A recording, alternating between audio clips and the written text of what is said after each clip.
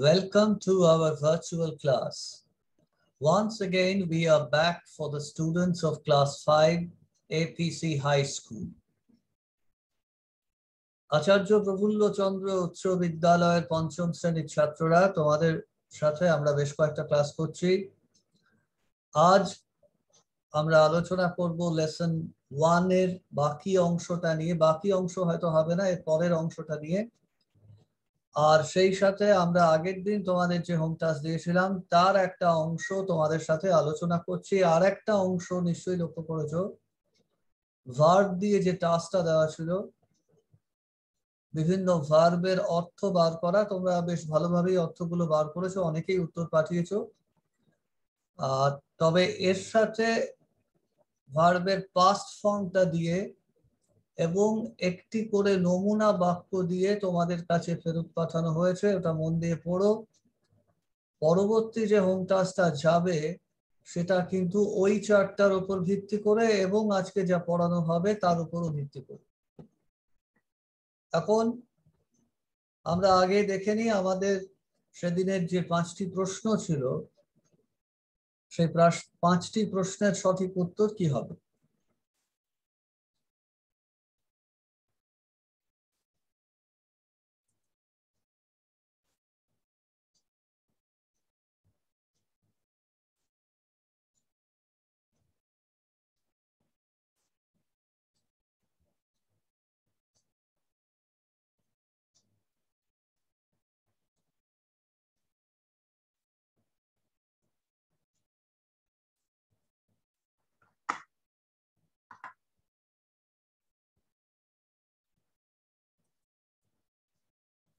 এখন দেখো, হু দিয়ে প্রশ্ন থাকলে বারবার বলা হয়েছে হু এর জায়গায় শুধু যে ব্যক্তি এখানে প্রযোজ্য তার নাম বা তার পরিচয়টা দিয়ে দাও। এখানে আ লিটল বয় ছিল, প্রায় সবাই এটা ঠিক করেছো, হু এর জায়গায় আ লিটল বয় দিয়েছো। এবার হোয়াট সারপ্রাইজ দ্য বয়, এটাও তোমরা অনেকেই ঠিক লিখেছো। Gandhiji's dress surprise the boy. How did Gandhiji talk to the boy, এটা কিন্তু অনেক ধরনের উল্টোপাল্টা উত্তর এসছে। যারা ঠিক লিখেছো, মানে প্রায় লিখেছো, কিন্তু তাদেরও কিন্তু একটা জায়গায় ভুল হয়েছে, যেটা আমি আগেও অনেকবার বলেছি। ডু, ডাজ, ডিড থাকলে ভার্বের এই যে ভার্বটা আছে, ভার্বের ফর্মটা কি হয় খেয়াল করো। ডু থাকলে কোনো পরিবর্তন হবে না, ডাজ থাকলে এটা এখানটা এস এসে যাবে, এস বাই এস। আর ডিড থাকলে এটার পাস্ট আসবে, অর্থাৎ টকটা টকড হয়ে যাবে। গান্ধীজি টকড, এই জায়গাটা দেখবে তোমরা অনেকে ঠিক করোনি। টকড টু দ্য বয়, বাকি যা আছে তাই। এবার হাউ মানে কি, কিভাবে বা কেমন করে, দেখো ওখানে দেওয়া আছে জেন্টলি শব্দটা, তাহলে Gandhiji talked to the boy gently. What can't Gandhiji buy, এই can, could, may, might, shall, should এগুলো থাকলে কোনো কিছু পাল্টানোর দরকার নেই। আমি আবার বলছি, ডু, ডাজ, ডিড থাকলে এসব নিয়ে ভাবনা চিন্তা করতে হবে। বাকিটা যা আছে তাই থাকবে, শুধু সাবজেক্ট বা বাক্যের যে কর্তা সে ঘুরে প্রথমে চলে আসবে। যেমন what can't Gandhiji buy, Gandhiji can't buy. এবার উত্তর হচ্ছে আশার, তোমরা জানো। How many brothers and sisters did Gandhiji have, এখানে খানিকটা তোমাদের ধরিয়ে দেওয়া ছিল, এই অংশটা তোমাদের ধরিয়ে দেওয়া ছিল। কেন ছিল? কারণ এখানে হ্যাভ আছে, এটা হয়তো তোমরা খেয়াল করবে না, সেটা ভেবে দেখো। ডিড আছে, ডিড গান্ধীজি হ্যাভ, অর্থাৎ হ্যাভ এর পাস্ট ফর্ম চলে আসবে। হ্যাভ এর পাস্ট ফর্ম হচ্ছে হ্যাড, গান্ধীজি হ্যাড। এবার 40 crore ব্রাদার্স এন্ড সিস্টার্স, এটা তোমরা তোমাদের বই থেকেই পেয়ে যাচ্ছ। আবার বলছি, এই জায়গাটাকে গুরুত্ব দাও। ডিড দেওয়া আছে যেখানে, বা ডাজ দেওয়া আছে, এইভাবে তোমাদের বাক্যটা এটাকে অনুসরণ করে, কিন্তু যেটুকুনি বাক্যে মানে উত্তরে পরিবর্তন হওয়া দরকার সেটা তোমরা করছো না। You are not changing the verb according to the do, does and did in the question. Do, did, does দেওয়া প্রশ্নগুলো সবসময় আলাদা যত্ন নিয়ে দেখো, বাকিগুলোতে কোনো সমস্যা নেই, কারণ যা আছে তাই বসাতে হবে।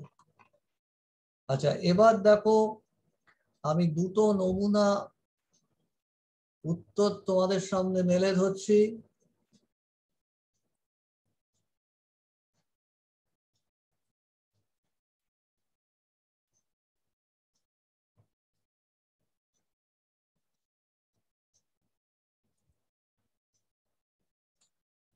দেখো এই একটা ঈশান মার্জিত বোধহয় সেকশন বি, হু ভিজিটেড গান্ধীজি, এখানে ও এইটা মিস করে গেছে, এটা মিস করে গেছে। What surprised the boy? গান্ধীজি's dress surprised the boy, একদম ঠিক আছে। এবার how did Gandhiji talk to the boy, did আছে কিন্তু ও কিন্তু ইডিটা করেনি। Gandhiji talked gently but talked to the boy gently, এখানে আবার একটু বাড়তি কথা লিখতে গিয়ে গন্ডগোল পাকিয়েছে। What cannot গান্ধীজি buy, এসব তো চাইনি। গান্ধীজি কি কিনতে পারে না, গান্ধীজি নিলাম cannot buy shirt, buy a shirt. How many brothers, এটা আবার করে দিয়েছিলাম, গান্ধীজি হ্যাড করেই দিয়েছিলাম, তবু এখানটা ভুল করেছে। গান্ধীজি হ্যাড 40 crore, 40 crore এখানে বানান ভুল, CRORE হবে, brothers and sisters। আরেকটা উত্তর দেখো, এটা হচ্ছে অমৃত দাস বোধহয় সেকশন এ, হু ভিজিটেড গান্ধীজি, একদম ঠিক আছে। A little boy visited Gandhiji. What surprised the boy? Gandhiji's dress surprised the boy. How did Gandhiji talked to the boy? Gandhiji talked, এইখানে আবার গত্তা খেয়েছে, ডিড আছে, ইডিটা হয়নি। What cannot Gandhiji buy? Gandhiji cannot buy a shirt, একদম ঠিক আছে। এই ক্যানটটা এখানে নিয়ে এসছে, বাইটা এখানে নিয়ে এসছে, ব্যাস। How many brothers did brothers and sisters did Gandhiji have? Gandhiji had 40 crore brothers and sisters, একদম ঠিক আছে। এরকম দুটো উত্তর তোমাদের দেখানো হলো। আর একটা আমি এর প্রশংসা করব হাতের লেখাটার জন্য, না হাতের লেখা দেখতে খুব ভালো তা বলবো না, কিন্তু এই হাতের লেখাটা অর্পণ অমৃত সরি, তুমি যদি একটু এটাকে টেনে লিখতে, যেমন ধরো লিটল,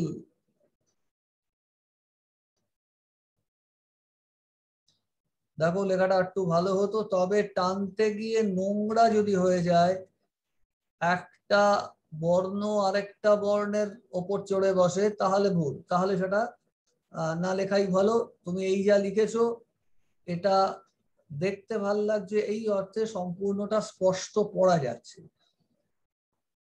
উত্তরের ক্ষেত্রে এটা কিন্তু খুব গুরুত্বপূর্ণ। আর একটা তোমাদের কারো কারো রোগ আছে ডি আর বি নিয়ে, কেউ ডি, এটা হচ্ছে ডি,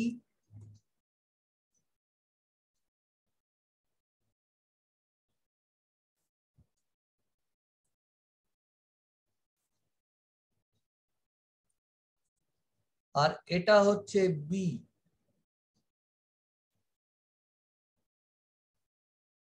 তোমাদের কারো কারো কিন্তু এইখানে গন্ডগোল হচ্ছে, ডিটা বি, বিটা ডি হয়ে যাচ্ছে, এটাও একটু খেয়াল করবে। এই রোগটা এখন সারিয়ে নাও, নইলে সারা জীবন কিন্তু ভোগাবে।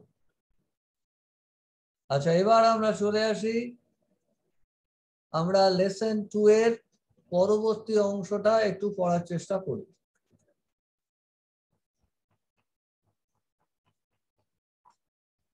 দেখো এখানে উত্তরগুলো করে দেওয়া আছে, ওটা পরে তোমাদের আমি ফাইলটা পাঠিয়ে দেবো, তখন বাড়িতে বসে দেখতে পারো।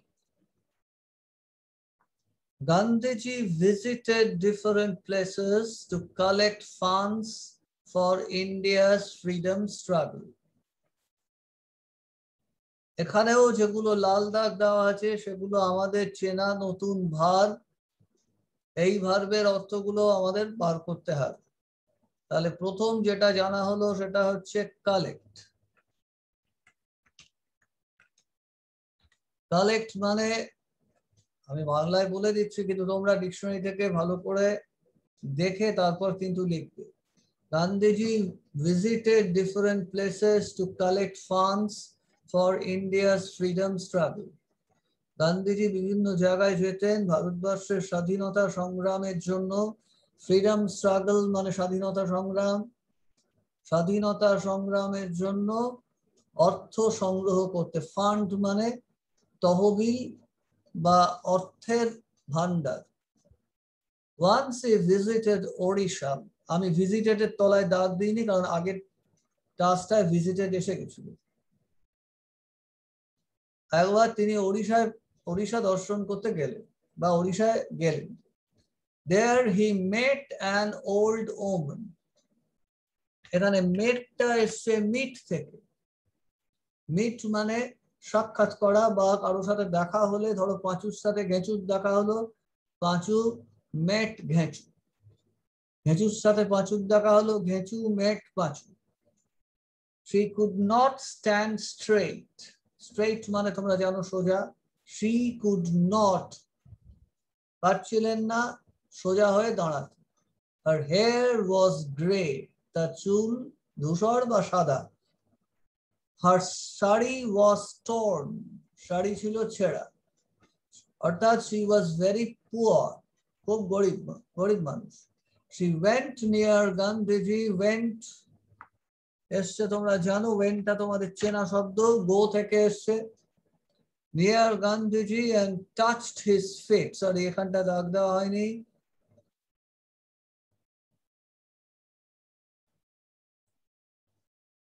Touched his feet.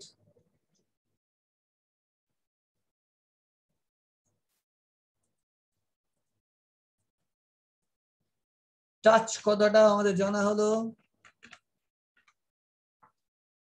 তার পা ছুলেন। She gave him a coin. Gave এসছে গিভ থেকে, তাকে একটা কয়েন মানে একটা পয়সা দিলেন, একটা মুদ্রা দিলেন। কত পয়সা কিন্তু এখানে বলেন। জামানলাল বাজাজ ডিউটি। ডিউটি মানে তোমরা জানো, ডিউটি মানে কর্তব্য। Jamanlal Bajaj's duty was to keep the funds. মানে অর্থ যেটা সংগৃহীত হতো সেটা রাখার দায়িত্ব ছিল তার। অর্থাৎ সেটার হিসেবপত্র রাখা, টাকাটা একসাথে রাখা তার দায়িত্ব ছিল ওই জামানলাল বাজাজ।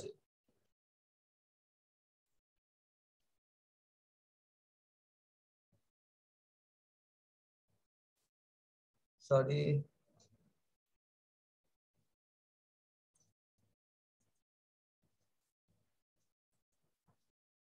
তাহলে কিপ আর একটা শব্দ জানা হলো। He asked Gandhiji for the coin. Ask for মানে এখানে শুধু ask ভাবলে হবে না, ask for। ask for মানে কিছু চাওয়া। ধরো পাঁচু ঘেঁচুর বাড়িতে এসে এক গ্লাস জল চাই, তারা বলবো পাঁচু asked for a glass of water. But Gandhiji refused. Refuse কথাটা তোমরা মোবাইলের দৌলতে শুনেছো। Gandhiji refused. Gandhiji দিল না, অস্বীকার করল। Jamanlal was surprised. আমি কিন্তু শুধু সারপ্রাইজ লিখলাম না, ইচ্ছে করেই was surprised লিখলাম। তার অর্থটা লিখবে।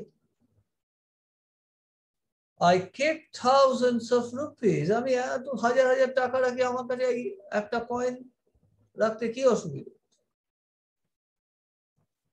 The coin is worth much more than those thousands. এবার worth কথাটার একটা বিশেষ মানে আছে।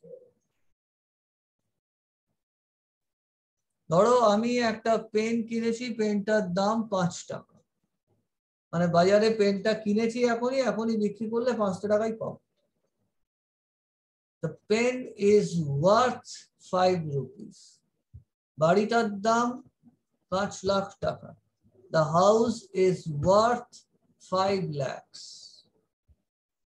This coin is worth much more than those thousands. এই কয়েনের মূল্যটা ওই কয়েক হাজার টাকার চেয়ে বেশি, অনেক বেশি, much more, অনেক বেশি। Gandhiji told, if a man has lakhs, he can give 1,000 or 2. এখানে has lakhs মানে বুঝতেই পারছো, মানুষের যদি, একটা লোকের যদি হাজার হাজার টাকা থাকে, সে 1-2 হাজার টাকা দিতেই পারে।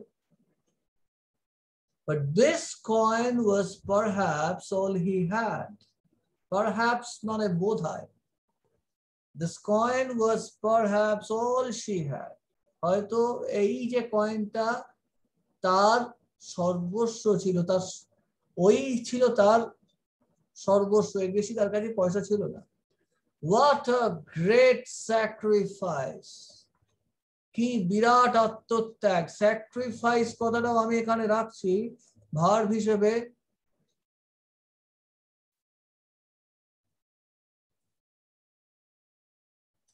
যদিও এখানে বইয়ের মধ্যে স্যাক্রিফাইস ভার্ব হিসেবে ইউজ করা নেই, কিন্তু তোমরা এটা ভার্ব হিসেবে বার করবে যে স্যাক্রিফাইস মানে। What a great sacrifice! I value this coin much more than 1 crore of rupees. 1 কোটি টাকার থেকেও আমি এই কয়েনটাকে বেশি মূল্য দিই। এই ভ্যালুটা, এটারও ভার্ব হিসেবে অর্থটা বার করি।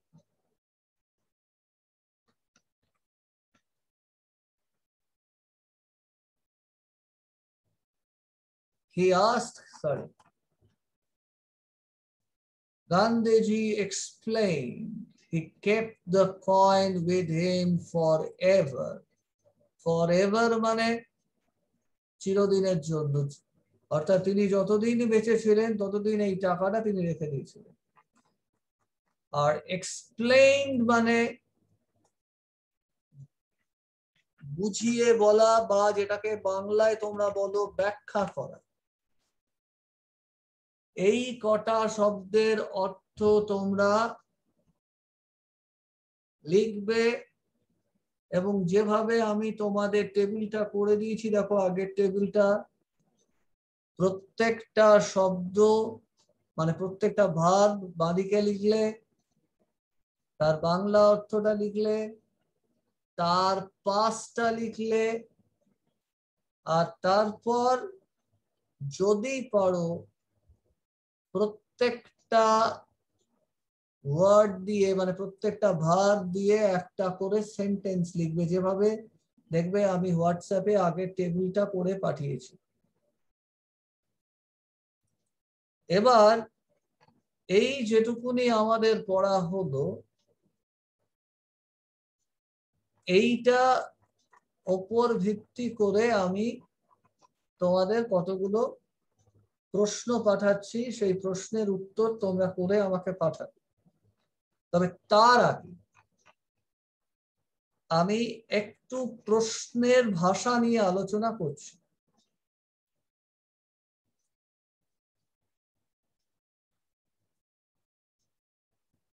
দেখো আমরা একদিন অব্দি কি করেছি, কি কি প্রশ্ন বাচক শব্দ করেছি, হু করেছি, হোয়াট করেছি, ওয়েন করেছি, ওয়্যার করেছি, হাউ করেছি। এবার হাউ এর কতগুলো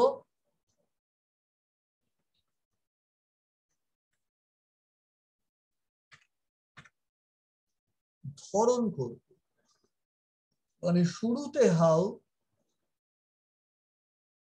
তার সঙ্গে একটা শব্দ জুড়ে একটা নির্দিষ্ট অর্থ দ্বারা। যেমন প্রথমেই তোমরা এটা শুনেছো, how old are you. How old মানে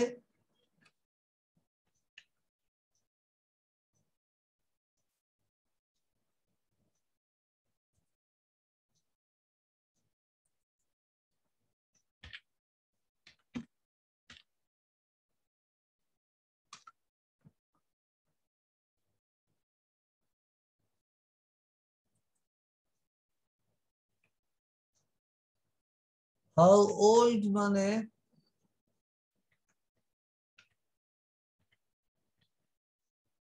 কত বয়স, তোমরা শুনেছ।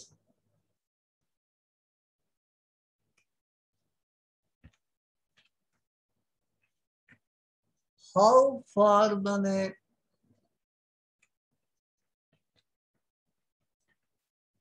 কত দূর।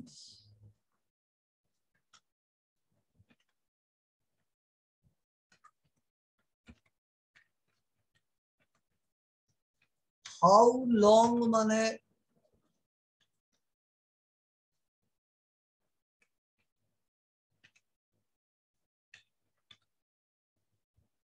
কতক্ষণ।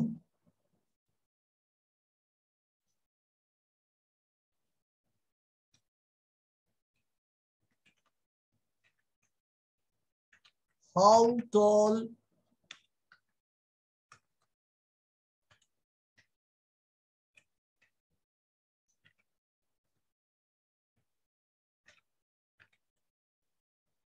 কত লম্বা।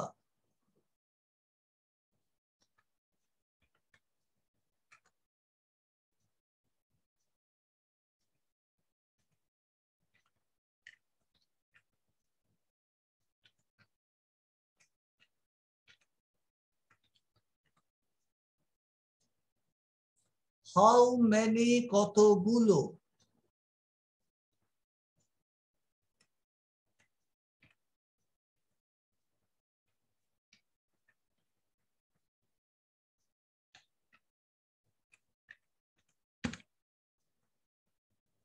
হাউ মাছ কতটা।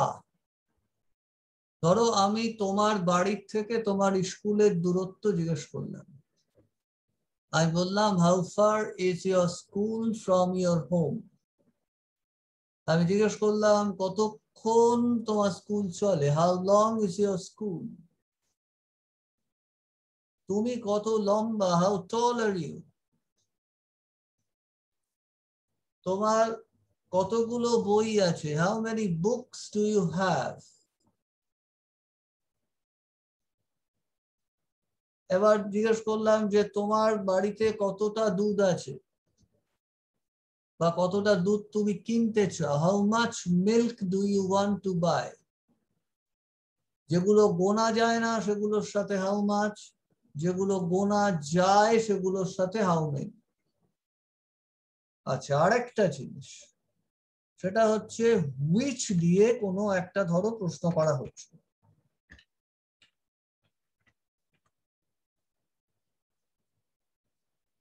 ধরো তুমি আমার সাথে বই মেলায় গেছো, তুমি আমাকে বলছো স্যার একটা বই কিনি। আমি বললাম কোন বইটা, তখন হবে which book। অর্থাৎ which এর সাথে যে জিনিসটা তুমি চাইছো সেটা বসিয়ে দাও। তুমি একটা কলম চাইছো, আমি বললাম which boy, sorry which pen।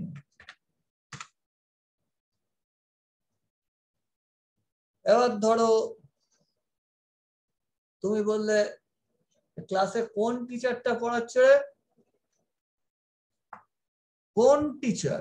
এই কোন বোঝাতে which আর টিচার বসাতে teacher, which teacher is teaching now।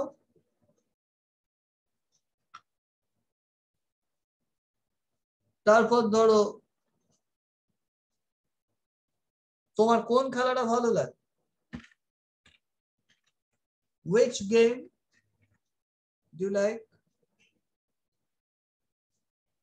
or which sport do you like। আমি আজকে তোমাদের যে প্রশ্নগুলো করব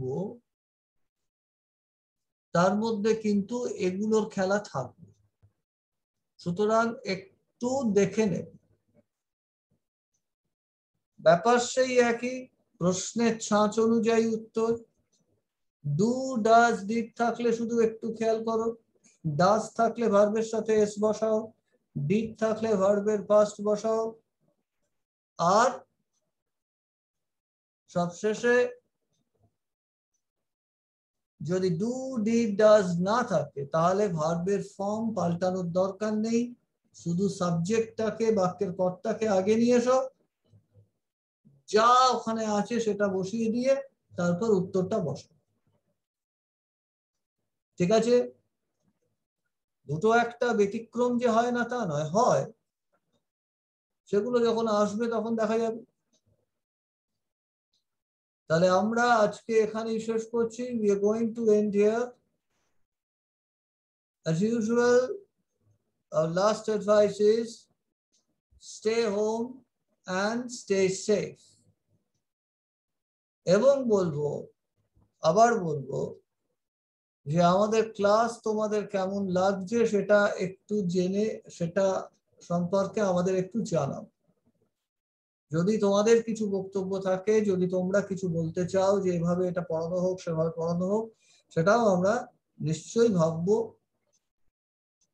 সে অনুযায়ী আমরা নিজেদেরকে পাল্টানোর চেষ্টা করব, যদি সেটাকে আমরা প্রয়োজন বোধ করি। আজকের মতো আমরা এখানেই শেষ করছি। Stay home, stay safe. Thank you.